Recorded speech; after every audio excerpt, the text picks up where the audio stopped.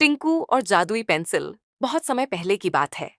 एक छोटे से गांव में एक प्यारा सा बच्चा रहता था जिसका नाम था टिंकू। टिंकू बहुत ही होशियार और कल्पनाशील बच्चा था। उसे चित्र बनाना और कहानियां लिखना बहुत पसंद था, लेकिन उसके पास सही साधन नहीं थे। उसके पास बस एक पुरानी कॉपी और टूटी फूटी पेंसिल थी। टिंकू रोज स्कूल जाता, मेहनत से पढ़ाई करता और समय मिलने पर अपने चित्रों और कहानियों की दुनिया में खो जाता। वह सपना देखता कि एक दिन वह एक मशहूर चित्रकार और लेखक बनेगा। एक दिन स्कूल की छुट्टी के बाद टिंकू जंगल की ओर चला गया। वह वहां अक्सर शांति से बैठकर कुछ न कुछ बनाता था। आज वह पेड़ों के नीचे बैठा एक सुंदर महल का चित्र बना रहा था कि अचानक एक अजीब सी आवाज सुनाई दी। टिंकू ने देखा कि झाड़ियों के पीछे से एक छोटी सी चमकती हुई चीज उसकी ओर लुढ़क रही है। उसने उत्सुकता से झाड़ियों को हटाया और देखा, वहां एक सुनहरी रंग की पेंसिल पड़ी थी। पेंसिल दिखने में आम पेंसिल जैसी ही थी, बस उसमें चमक थी और उस पर कुछ लिखा हुआ था, कल्पना को साकार बनाओ। टिंकू पेंसिल को उठाकर घर ले आया। उसने सोचा, कितनी सुंदर पेंसिल है, चलो इससे कुछ चित्र बनाते हैं। उसने उस पेंसिल से एक बिल्ली का बच्चा बनाया। जैसे ही उसने चित्र पूरा किया, बिल्ला कॉपी से बाहर निकल आया। टिंकू चौंक गया, लेकिन साथ ही रोमांचित भी हो गया। उसने और चीजें बनाकर देखा, एक गेंद, एक चिड़िया, यहां तक कि एक छोटा सा केक भी। और सब कुछ हकीकत में बदल गया। अब टिंकू समझ गया कि यह कोई साधारण पेंसिल नहीं। टिंकू ने इस जादुई पेंसिल का इस्तेमाल सिर्फ मस्ती के लिए नहीं, बल्कि अच्छे कामों के लिए भी किया। जब गांव के स्कूल में किताबों की कमी थी, उसने पेंसिल से नई किताबें बनाई। जब गांव में पानी की टंकी टूट गई, तो उसने पेंसिल से एक नई टंकी बना दी। धीरे धीरे पूरे गांव में टिंकू की प्रसिद्धि फैल गई।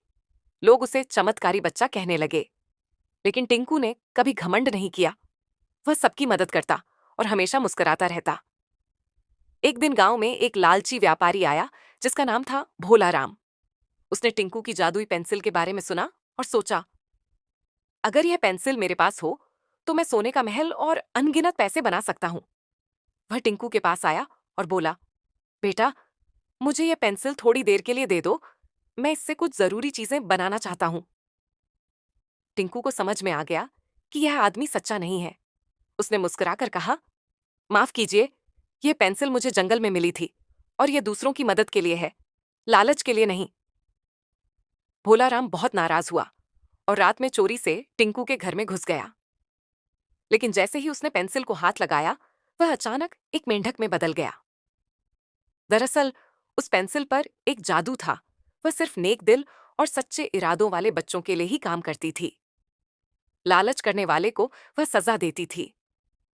अगले दिन टिंकू ने सोचा, अगर यह पेंसिल किसी गलत इंसान के हाथ लग गई तो बहुत नुकसान हो सकता है। उसने फैसला किया कि वह पेंसिल को वापस उसी जंगल में ले जाएगा जहां से उसे मिली थी। वह उसी जगह गया और पेंसिल को जमीन में गाड़ते हुए बोला, अगर कभी किसी को सच में जरूरत होगी तो यह पेंसिल फिर से मिल जाएगी। जैसे ही उसने पेंसिल को मिट्टी में डाला, एक चमक उठी और पेंसिल गायब हो गई। टिंकू ने मुस्कुराकर आसमान की ओर देखा और वापस अपने घर लौट आया। टिंकू ने बिना जादू के भी अपनी मेहनत और कल्पना शक्ति से किताबें लिखीं और चित्र बनाए। वह एक मशहूर लेखक और चित्रकार बन गया। उसकी कहानियां और चित्र आज भी बच्चों को यह सिखाते हैं कि सच्चा जादू हमारे अच्छे विचार, मेहनत और दूसरों की मदद करने की भावना में होता है। अगर आपको यह कहानी पसंद आई तो बताइए। अगली बार मैं कोई परियों की कहानी, साहसिक यात्रा या मजेदार जानवरों की कहानी सुनाऊं